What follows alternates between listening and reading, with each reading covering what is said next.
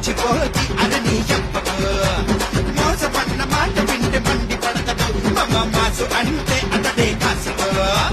పండి మనసుండి పులి లాంటి తెగుతుంది తెలుగు గడ్డ మీద చెయ్యేస్తే తెగబడి వస్తాం తలలే తెగ నరికేస్తాం తెలుగోటంటే నీకు చూపించేస్తాం తెగబడి వస్తాం తలలే తెగ నరికేస్తాం తెలుగోటంటే నీకు చూపించేస్తాం గడా పుట్టిస్తా నీకు గడా పుట్టిస్తా